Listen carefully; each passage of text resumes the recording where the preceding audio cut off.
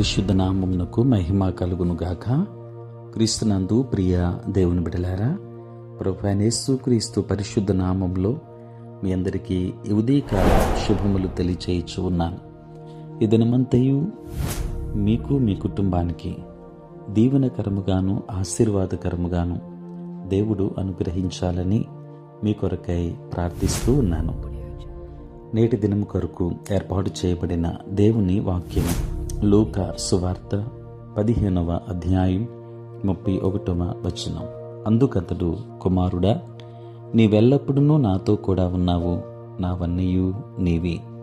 ప్రియులారా, నేటి దినం కొరకు ఏర్పాటు చేయబడిన ధ్యానాంశము కుమారత్వము. ప్రియులారా, చదువుబడిన వాక్య భాగాన్ని మనం గమనిస్తే, తప్పిపోయిన కుమారుడి ఉపమానములోని నమ్మకమైన తండ్రి నోట నుండి వెలువడిన అద్భుతమైన ప్రకటన. ఈ మాటల ఔన్నత్యం ఇంకా అధికమవడానికి కారణం ఇవి చెప్పబడింది.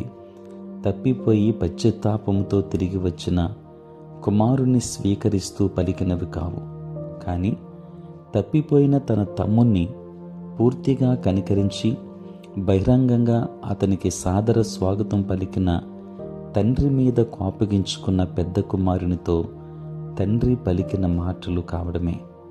దేవుని బిడ్డలారా, మనకు ఆశ్చర్యం కలిగించే సంగతి ఏమిటంటే, అంత కోపంతో ఊగిపోతున్న తన కుమారునికి ఆ పరిస్థితుల్లో కూడా ఆ తండ్రి ఒక సమగ్రమైన సముచితమైన సత్యాన్ని ప్రకటించడమే.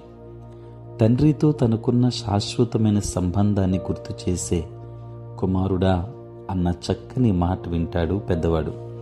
ప్రియులారా, తప్పిపోయిన కుమారునికి బుద్ధి వచ్చినప్పుడు అతనిలో కలిగిన తొలి ప్రతిస్పందనలలో ఒకటి, ఇక మీదట నీ కుమారుడనని అనిపించుకొనుటకు యోగ్యుడను కాను అన్నదే.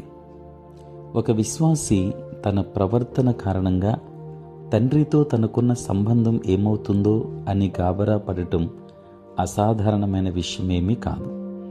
తప్పిపోయిన కుమారుడు తన ప్రవర్తన కారణంగా ప్రమాదములో పడిపోయిందనుకున్న కుమారత్వాన్ని నిజంగా అభినందించడానికి ముందు అతడు జీవితానికి సంబంధించిన కఠినమైన పాఠాలు నేర్చుకోవలసి వచ్చింది.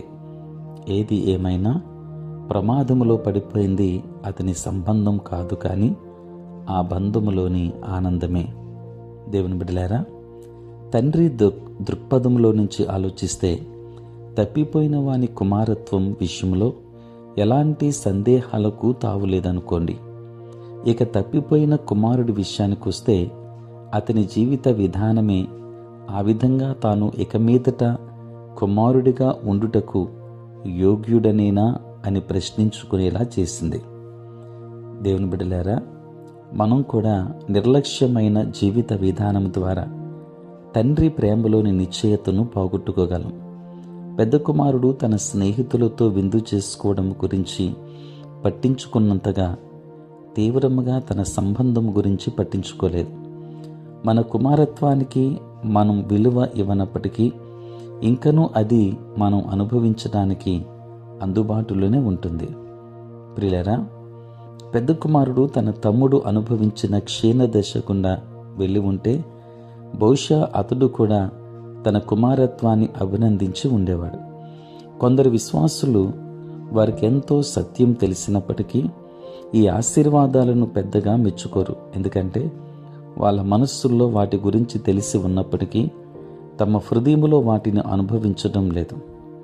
దేవుని వాక్యాన్ని వింటున్న దేవుని బిడ్డలారా, ఈ ఉపమానంలో తప్పిపోయిన వాడే కాదు, పెద్దవాడు కూడా ఇప్పటికీ కుమారుడేనన్న సంగతి స్పష్టంగా తెలుస్తుంది. కుమారత్వం మన ప్రవర్తన మీద ఆధారపడి ఉండదు, కానీ జన్మ హక్కు మీద ఆధారపడి ఉంటుంది. అయితే ఆ కుమారత్వాన్ని అభినందించడం అనేదే తప్పిపోయిన కుమారుడు నేర్చుకున్నట్టుగా తరచూ మన ప్రవర్తన మీద ఆధారపడి ఉంటుంది. కనుక కుమారత్వం అనేది శాశ్వతమైన వ్యక్తిగత స్థానం.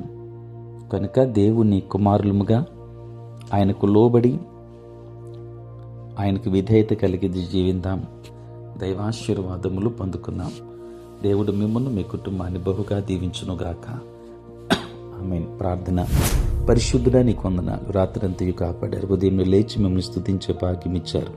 ఈ దినమంతా కూడా మీ సన్నిధి మాతో ఉంచండి, మీ ప్రసన్నత మాకు దయచేయండి. నేటి మా పనులలో ప్రయాణములలో మీరే తోడుగా ఉండండి. చదువుకున్న బిడ్డలకు కావలసిన జ్ఞానమునివ్వండి తండ్రి. నీ సేవ పరిచర్య చేసిన ప్రతి సేవకుని దీవించండి. ఉద్యోగస్తులు, వ్యాపారస్తులు, కష్టపడి పని చేసుకుంటున్న బిడ్డలందరికీ మీరు తోడుగా ఉండండి నాయన. పుట్టినరోజు, పెళ్లి రోజు జరుపుకొనుచున్న బిడ్డలను దీవించి నూతన ఆశీర్వాదములు మెండుగా దయచేయమని ప్రభువా, నేటి పనులన్నింటిలో కూడా మీరు తోడై ఉండండి తండ్రి. ఎవరైతే అనారోగ్యంతో ఉన్నారో వారందరికీ ఆరోగ్యాన్ని ఇవ్వండి. సమస్యలతో ఉన్న వారికి సమాధానముని దయచేయండి. ఈ ప్రాతకాలపు ఆరాధనలో ఏకీభవించిన ప్రతి ఒక్కరి మీద నీ కృపహస్తము నుంచి ఆశీర్వదించుమని, మీరే తోడై ఉండుమని యేసు నామములో ప్రార్థించి వేడుకొనుచున్నాము తండ్రి. ఆమేన్. తండ్రి, కుమార, పరిశుద్ధాత్మ త్రియేక దేవుని దీవెన సదా మీకును మీ కుటుంబానికి తోడై ఉండును గాక. ఆమేన్.